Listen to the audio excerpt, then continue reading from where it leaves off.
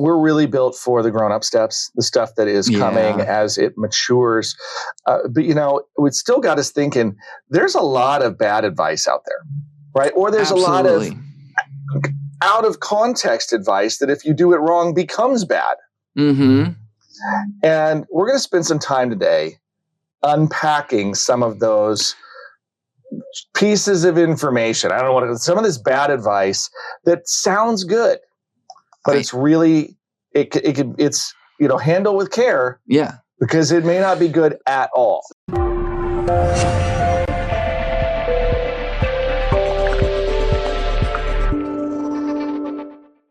All righty then. Welcome to the True Wealth Radio Show on this, the best Tuesday you've had all week long. Stoked to be here. Dave Littlejohn in studio with Matt Dixon. And have we got a show for you? Yeah. You know what's weird, David? I just thought of something. So we were in here last week, right? Yes. And we were like, the markets, and we had kind of a downturn in things, right? Yeah. And over the last couple of days, we've seen things kind of turn around a little bit. We've had a few good days. And everybody is so shocked. Right? They're like, well, with everything going on in Israel, the market should be down, right? Isn't that funny how people get these assumptions that it's really interesting to me, because when I look at the markets now, just for a minute, all our listeners were not in on the investment committee conversation. Mm-mm. But we had a point blank moment where he said, well, what do you think's happened in the next quarter? Right. And what did I say? He said, well, it probably should move higher. Yeah. And it's only been a week, right? And that does not a trend make. But you look at where we were in the cycle, where historically speaking, September is a rough month, right? Going into Q4, which is holiday season, right? Where numbers have still surprised on the upside for jobs, and there's still been some pretty decent economic strength, but inflation seems to be waning. Now, do I buy all those numbers? Not really. But if I look at the way the market's behaving, it says at virtually a 10% pullback off a peak. That's a pretty normal intra-year move within the markets. And so at some point, people start, like institutional investors start to say, okay, well, 10% sale, it's time to start putting our toe back in the water, because the danger of missing the market moving is pretty high as well, right? And so it's just, there's some mechanical elements at play here where you think, okay, that's pretty far. What else has to go wrong in order to drive the markets down? And my question is ultimately these geopolitical things, which are, there's some real human rights issues that are like travesties or human safety and human tragedy. But what's the economic impact? Right. I think when we look at it, there's talk that we might not get, more rate hikes for a while. And, and that ended up being the bigger mover in the markets than the war, right? What seems to be the underlying driver in these markets right now is the cost of capital. Absolutely. Right? If there's a theme underneath this market, it is the theme of the punch bowl, right? And the punch bowl was everybody's drunk on the Fed stimulus. And then there wasn't stimulus anymore, but then it was low interest rates. And then interest rates went back up, and the market started saying, okay, these are real headwinds. And then the companies that looked attractive were the ones that still had earnings, even in these headwinds. Earnings and some free cash flow. Right. And so if companies had financed their debt at low rates, Apple, Microsoft, right? Strong cash flow. Yep. And then they go through and they're still growing. Then those are all very interesting backdrops. By the way, not recommending these companies. That's not what I'm saying. I'm just giving you context here. And there are also really huge weightings in the primary indexes that most people track to represent the air quotes markets. Yeah. Well, some people looked at it almost as a way to escape to some safety, right? Because you got a lot of stocks that maybe were paying dividends, but dividends at say 2-3%. If the bond market is over here offering, U.S. Treasuries around 5%, the dividend stocks kind of looked less attractive. And we saw that across the boards. And so where did the money flow? We saw it flow into the big tech companies that had a lot of free cash. Yeah. So you just see the way assets have rotated around. Tech was also the leader on the way down, which meant it looked like it was an attractive sale again. Okay. So now what does that mean? I'm kind of looking over at the screen here, and so S&P 500 is back up just above 43.58, right? Could we see a little bit of a pullback again? 4,200 seemed to be the support line-ish, really close to that, 4,220, somewhere in there. We sniffed around it. Right, and kind of moved back up. That's a pretty good sign that the market's finding a footing there. But again, let's be honest, the market right now is big tech, right? That's like, as big tech goes, so does the rest of the market. Yeah. So, it's one of those, well, what does that look like through the end of the quarter? And my suspicion is, it looks okay. Am I telling you the market's going up? I mean, I'm guessing like anybody else, but what I'm saying, what does it mean if, so the geopolitics, well, we could chase the geopolitical stuff to a really ugly end, it's like, oh, okay, well, Israel's got its back against the wall in some respects. There's some, depending on who you talk to, there's different connections between various other surrounding factions, and as a result, between Saudi Arabia and Iran and Palestine and the various factions that are involved and how they interrelated over time. And this is more complex than I really understand. But if it ends up escalating to a full-blown military engagement that escalates into more like multiple countries at war type of scenario. More countries getting engaged, and then you start to get some real hard lines in the supply of energy, right? Like oil prices start getting affected, and that starts to have genuine economic consequences. Right. Then, I mean, like, could it go down that path? Yes. Has it so far? No. Right. And so therein lies kind of the issue is, how do you handicap an outcome on this one?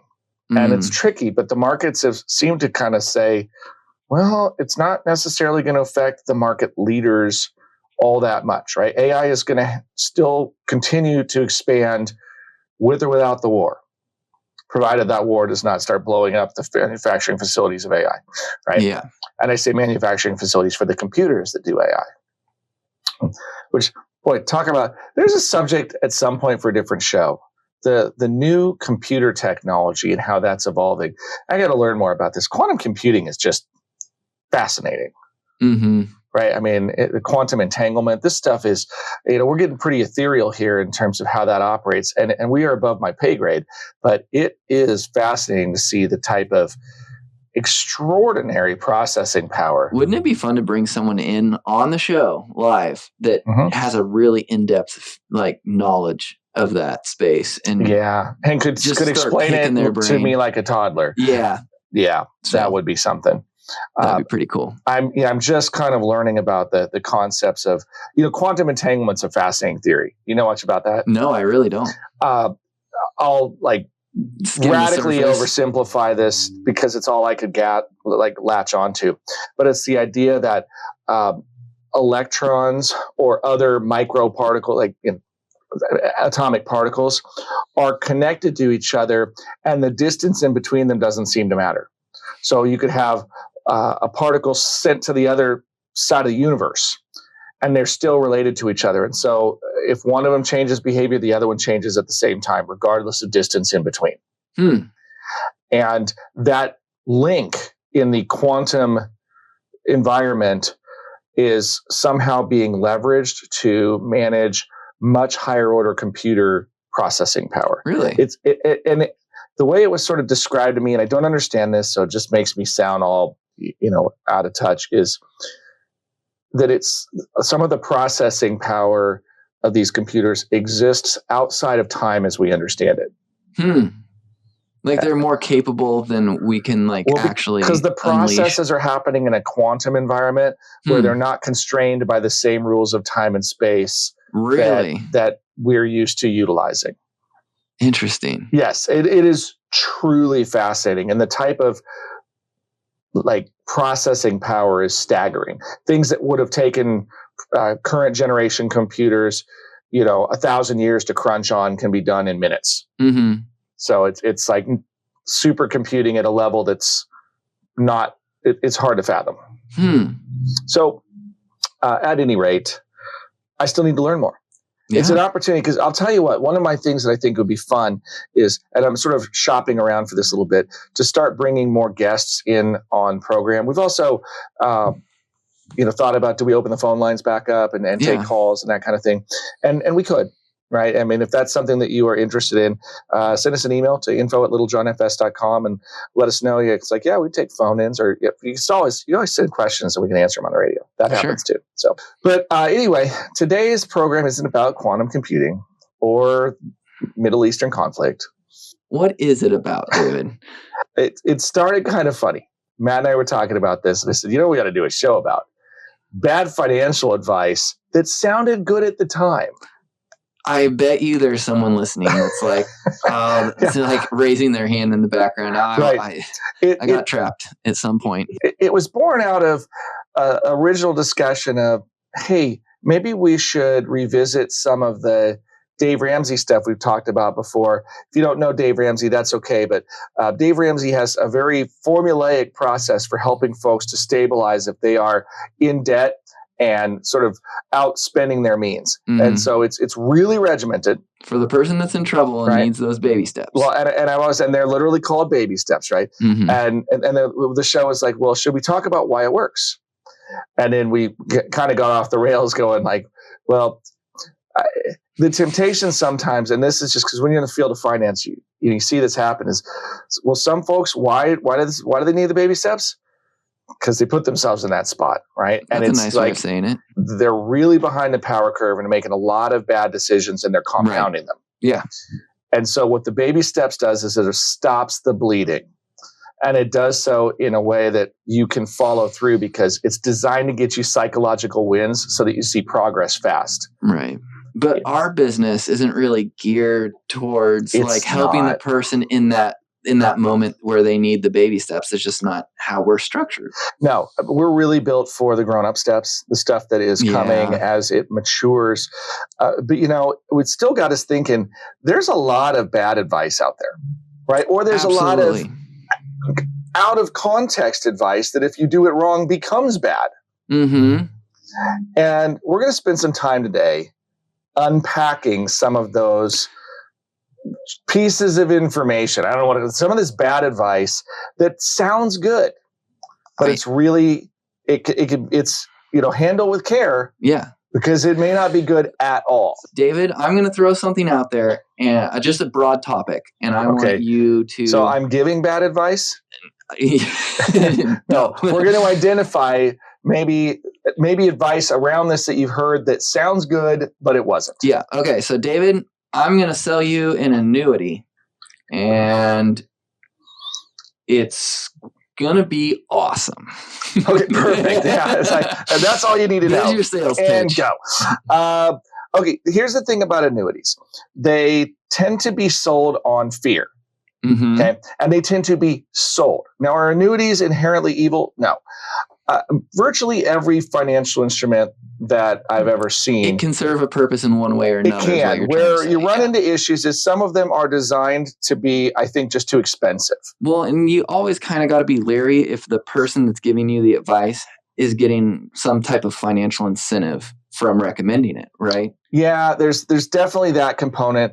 That is a difference between suitability and fiduciary obligation. Right? Exactly. Suitability meaning the recommendation needs to be not harmful, but it doesn't have to be in the best interest of the client, and it doesn't have to be in an ongoing basis. So, hey, it's a moment in time. We had some options. Here's a really simple example. There's two annuities, option A and option B. They both largely appear to do the same thing. One of them has a higher commission structure than the other.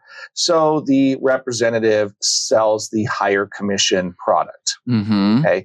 Now, they don't have to do a significant amount of deep dive in order to confirm that is, they don't have to figure out which one is best for the client per se, as long as it's suitable. Mm-hmm. Okay. Now, this is going away. There's a lot more fiduciary awareness in the industry. So you're seeing, and I want to be really clear too, that I don't know that there's a ton of predatory practice out there, but there can be. Mm-hmm. So you need to be aware of that. Here's where I run into issues with annuities. Okay. Okay. First of all, the concept, this is an insurance product. Okay, they're offered through insurance companies. They can oftentimes sort of look like a certificate of deposit, but they can also look like mutual funds, right? So variable versus fixed annuities. Sometimes you'll hear them sold something like this. Oh, you can have stock market returns, but they're guaranteed not to lose money. Ooh. Okay, so now you're talking about equity indexed products typically. Okay. They all have different catches to them, but I want you to understand the framework. Basic catches, yeah. Yeah. Here's the really high level for pretty much any insurance contract. No company can stay in business if they offer a deal that's too good to be true.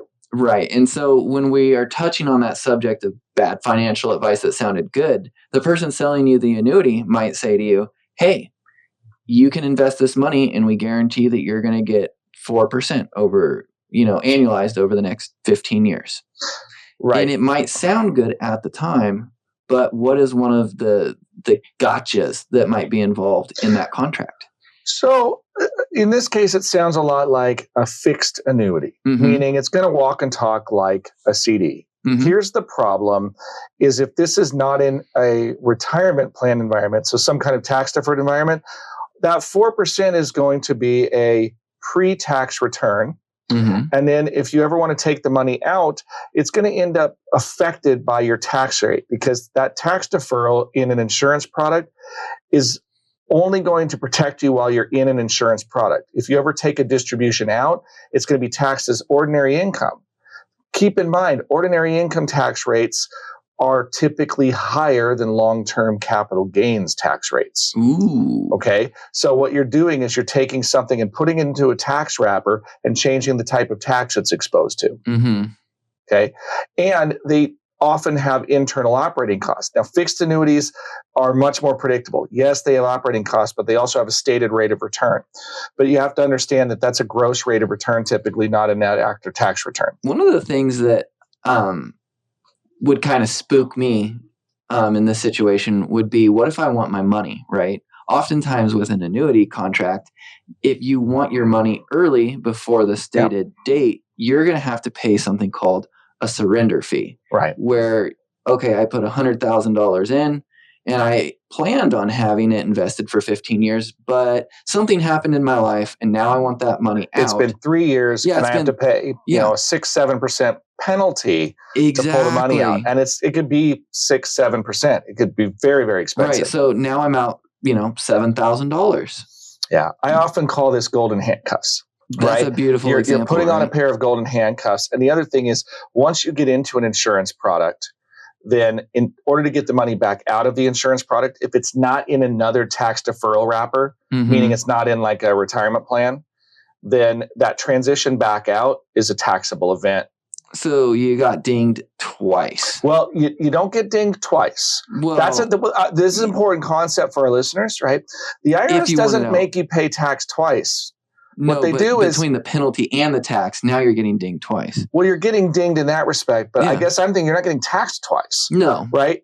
You paid taxes on the money. If it's after-tax money, right, you paid taxes on it already, but the growth hasn't been taxed yet. So when the growth comes out, then you have to pay the taxes. They get you on the way in or they get you on the way out, tax-wise. But the insurance carrier can charge penalties if you leave early. So that's that golden handcuff clause there. So I think annuities, they're not wholesale evil. There are people out there that have annuities that sell them with income guarantees or other features to them.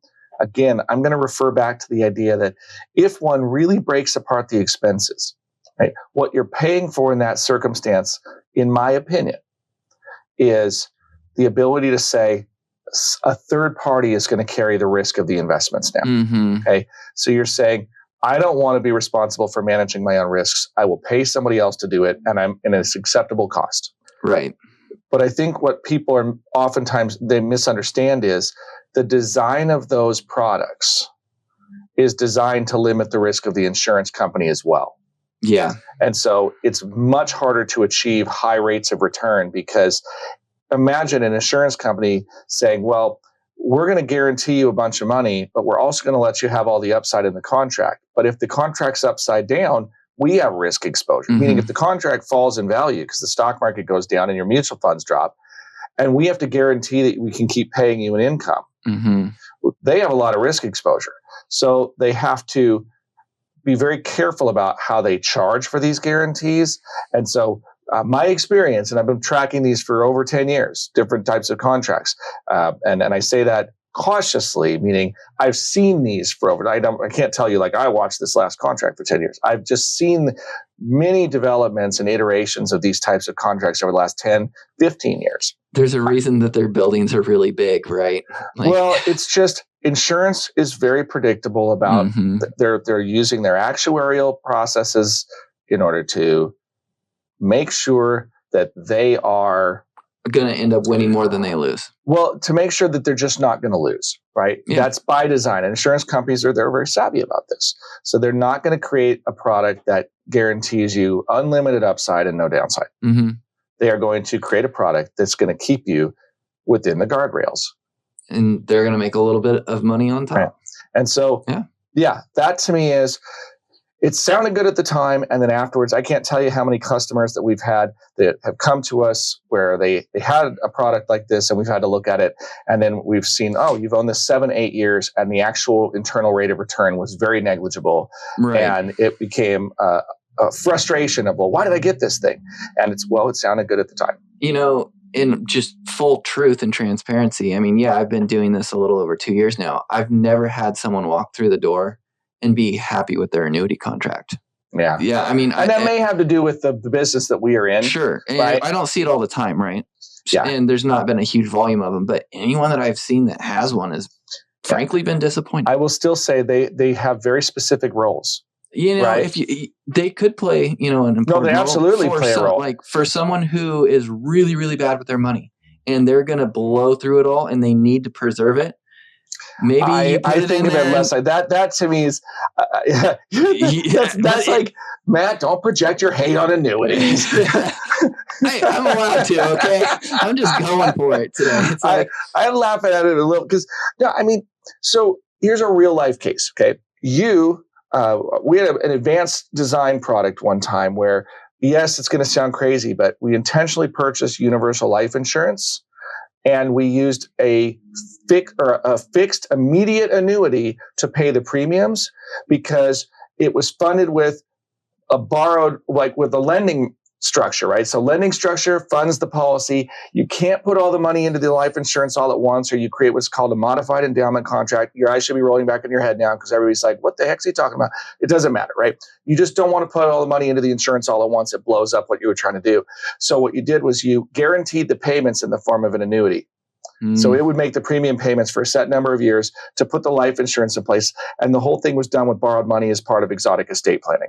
It was actually really brilliant as a way to help facilitate some estate planning and some asset protection in this case. So that was a truly appropriate use of insurance product. I'm guessing this was for like a really high net worth. It's very high net worth individual that really needed to it's kind of structure. One of those one-off things where it's right. Like, as opposed to somebody saying, sure, you know, go buy a whole life and it will, you know, be worth $1 million when you die. Here's my life savings. I accept $700 a month.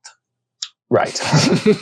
Yeah, man, Matt is jaded today. Yeah, Matt is like, I'm always careful because you come on the show and I don't want to like hate on something and then there's a specific use case when somebody goes in and goes, but I thought you hated those.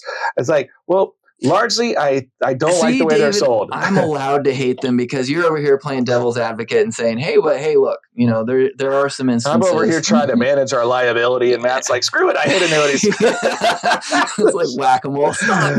Okay. Even never be stupid. Never be stupid when you shouldn't be. Hey, I gave annuities a little bit of a break, right? I suppose, yeah. Annuities, you know, if we're honest, it's a tough one for us. Just because I've seen so many times where they just didn't play out like folks hoped. I mean, you could say, well, they definitely protected them. Like, yeah, they just also protected it against gains. And then I'm over here like, well, did you beat inflation? Yeah, exactly. Well, did you beat anything? Like, well, my wallet's lighter. So I was like, oh, okay, well, that mission failed. So yeah, we're very cautious, and you know what? There are use cases. It's like, enough already. Let's for talk the person who's like, well, I'm not the biggest loser. I'm like, but does that make you a winner? That's how I look at annuities. How about that? Fair enough. All right, I'm burying this one, and we're moving on. You've got other next topic. Topic. Okay, the theme of the show is bad financial advice that sounded good at the time. And I don't know how to really wrap this up other than to say, hey, David, would you like to buy a whole life insurance policy? You're 30 years old and it's going to cost you $250 a month for the rest of your life. How much insurance do I get? You get $500,000. So no, is the answer. This one is one of those that it's really interesting. There's a very niche program that uses whole life paid up additions from a dividend issuing mutual company or something. It's like very very niche specialty really product. Smart, by the way. Okay. So it goes back like decades ago to a concept that was called infinite banking. And it's the idea that you can store up money inside of an insurance policy, and then you can borrow the money out and utilize it and pay yourself back. And it will continue to grow policy credits internally, and it grows your money, right? So the idea is that you replace a banking institution by feeding a insurance like you're contract. Banking yourself in a way, yeah. It's kind of bank on yourself, David, or this infinite banking. So good. How could it be bad? Well, I mean, here's the thing: you got to be committed forever, because once you're into a whole life policy, like getting a tattoo, except now you can laser a tattoo off, and you can get out. You just pay the taxes, right? And it's a tax time bomb because you've deferred everything, and it's going to be taxed as income if it comes out. Oof. Right? Yeah, so you get a ton of money in this thing, and then it's like, all right, I'm ready to have some money. Well, and the idea is that it's supposed to go to the next generation tax-free. And so it's not that they're bad. It's a really long-term commitment, and it does not necessarily give a lot of leeway for changes in lifestyle. Look, I've been doing this. I'm in my 24th year of practice, right? Mm-hmm. And I have seen tax policy change not less than 4 times in my career, and like major changes. Are you trying to indicate that you haven't seen taxes get cheaper? No, I actually have. Okay. Right? What's your angle then? So, no, the angle is that policy changes. So trying to have a forever financial strategy is tricky because the system changes. There it is. Right? And so what I like is pliability and adaptability in a financial plan. Right? And when you set something up that's a forever, and here's the other thing. Tax deferral is fantastic, but it's not the end all be all if you end up having to pay taxes at a higher rate. You're saying as the market changes, you need to be adaptable, which is actually a really good lead in to another one of these that, Well, can I make one last point on this one? All right. So the thing about whole life insurance is my experience is the internal rate of return is low. Right? Like compared to other investments, you look at it and say, well, should I earn 2 or 3% tax free? So, you can borrow it out against it and pay for it, I go, yeah, but it's growing so slowly. Would I have been better off simply putting it in something else, growing it, dealing with the tax ramifications, and just having more? Right? And that's always the answer. It's like, I don't know that the tax deferral on a very low rate of return, even if I can borrow against it tax free, necessarily makes it more attractive.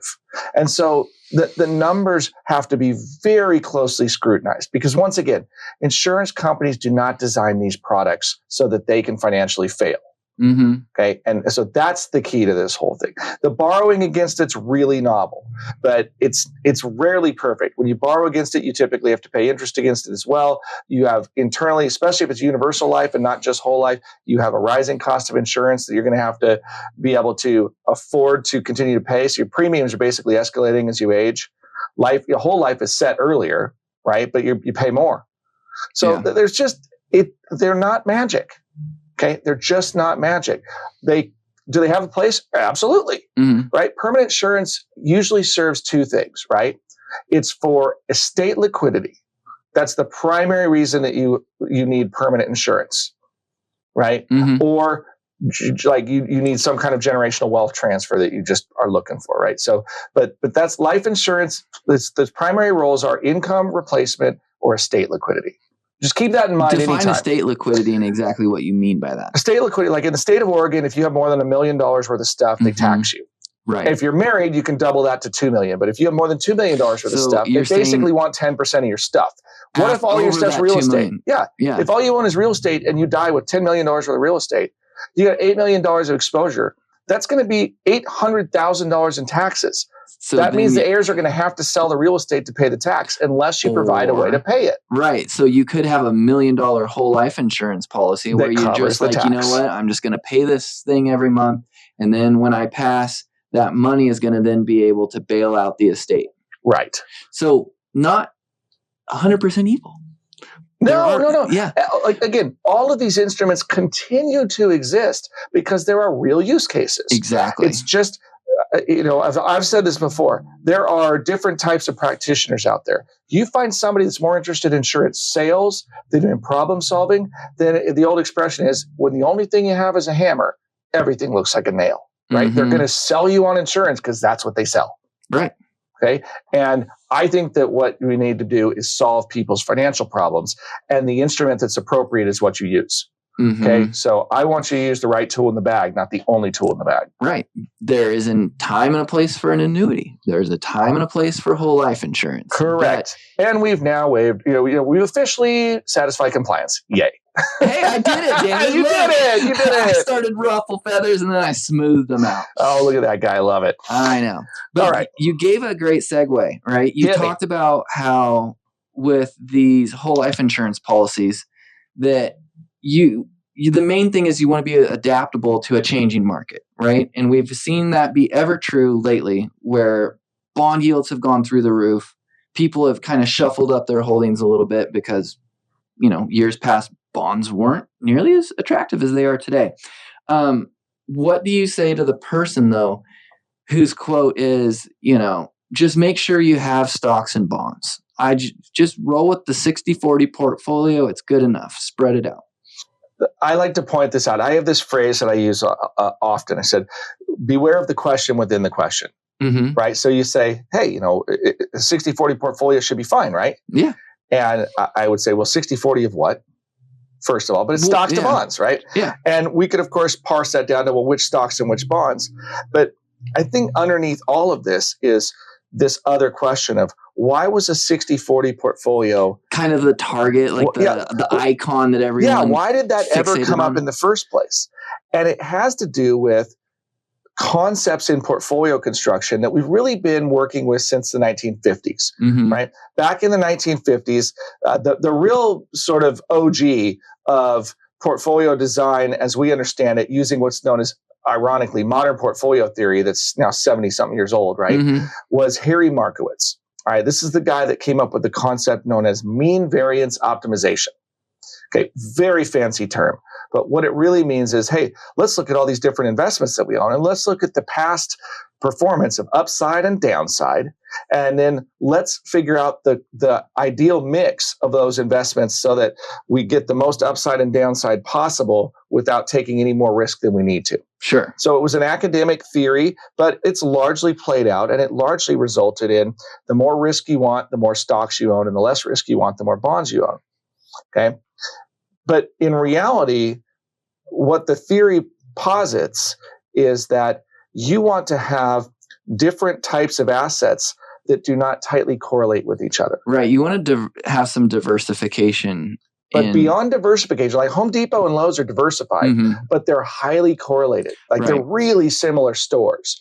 So if you have Home Depot and a government bond, much less correlation. And I think where you're kind of leading into here is stocks and bonds can be a lot more highly correlated than one might think on the surface, right? Well, especially lately. We've seen all asset classes increase in correlation. Well, think about it. If we jack the rates way up, if you're in this continuous bond fund, right?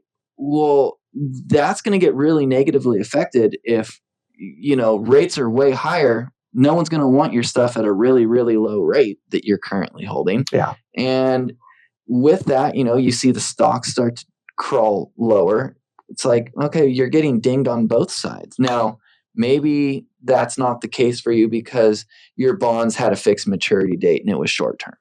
So yeah, when it comes to portfolio design, the point here is you want stuff that doesn't necessarily walk you and want talk with the other stuff. Correlation amongst a diversified basket of assets. And what fixed income has historically done was provided stability.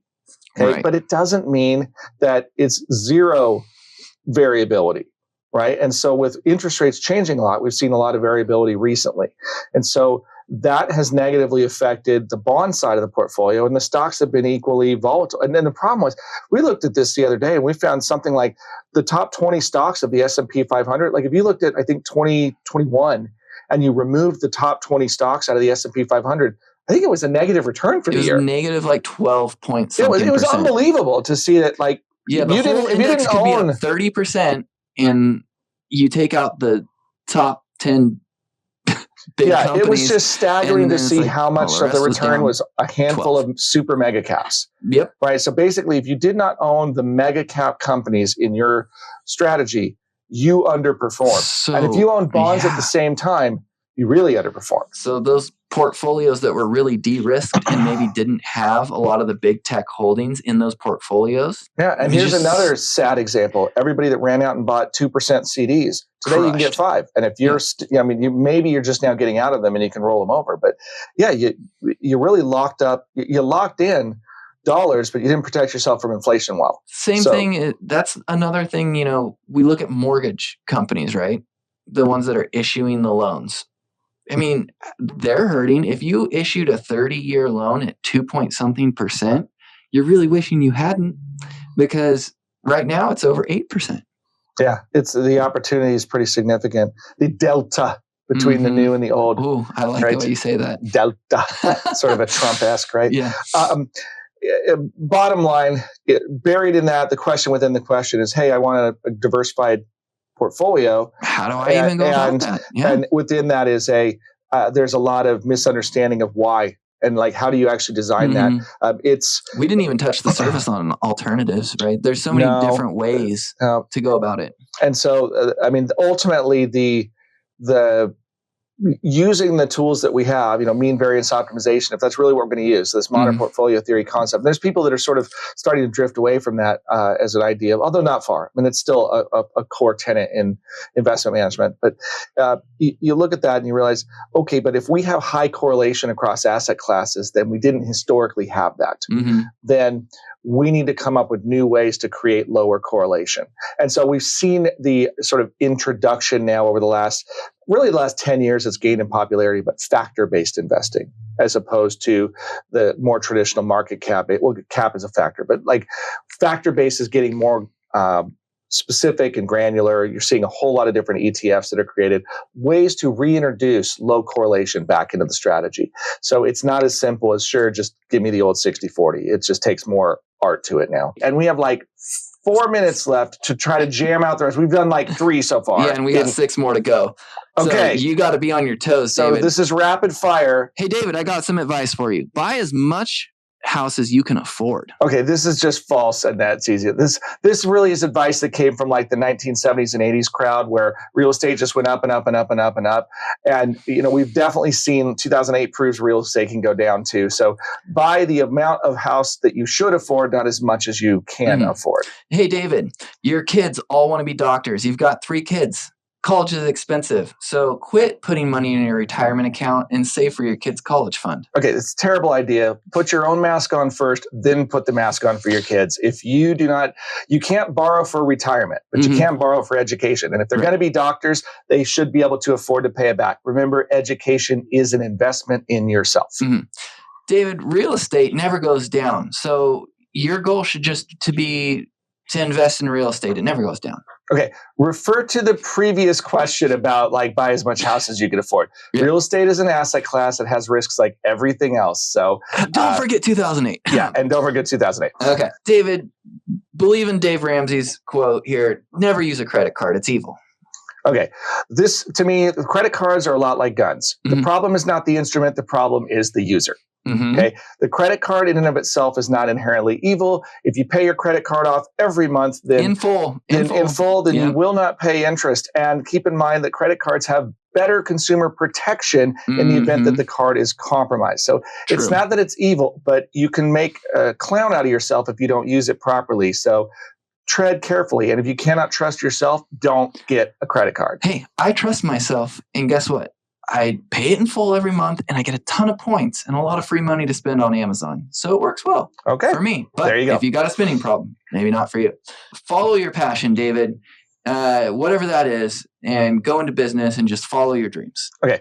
So terrible advice because it lacks enough context. Passion is super important if you want to stick with something. But if you're passionate about something that's not profitable out of the gate, then you could passionately starve yourself. Perfect. So keep that in mind before you just blindly and emotionally jump into something. You got to look at the logic too. Okay.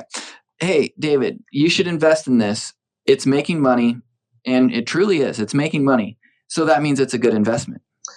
Okay, again, I'm lacking context here, but just making money compared to what? Because you've always got opportunity costs here. And so is that really the best place to put it? Or are you because, hey, it's making 1%, but inflation's running at 4%. It's actually not making money. But David, I can just make it up on volume. Okay, only if there's profits, right? Yes. You cannot make up losses on volume. So make sure that if that's the case, that it actually has to scale properly in the business. Hey, right? If you don't know what that means, we got a whole other show on scale. Yeah. I want to congratulate you. You made it through all 6. Nailed it. And we, right? And it's gone. Well, look, I know that there's others out there. We've had everything from, here's some other ones on the list real quickly. What if someone feels like they're being possibly fed bad advice? Okay, so the first thing is you can always pump the brakes and slow down. Yes, you don't have to commit to something. Yeah, don't get yourself into a position where, in fact, this is a sales technique. It's often called the takeaway close, or it's called the urgency close. Yeah, you can only get this offer within the next 48 hours. Like this is the timeshare saying, like, if you don't buy it now, you'll never be able to buy again at this price. Like, I can come back tomorrow and that's get the a way same to freak people out and get them to take action. It's a psychology sales technique that's designed to create urgency. So just pump the brakes. And if you need to, get help. Like Matt, how might they call us if they don't have somebody in their life that they like, trust, and are already working with? You can call us at 541-375-0898. Or you can email us at info@littlejohnfs.com or chat us on there. However you want to get a hold of us, it's Little John Financial. Exactly. All right. Well, we are out of time for now. So thank you, as always, for tuning in. Until next time, I'm Dave Littlejohn. And Matt Dixon. You've been listening to True Wealth on News Radio 93.9 FM and 1240 KQEN.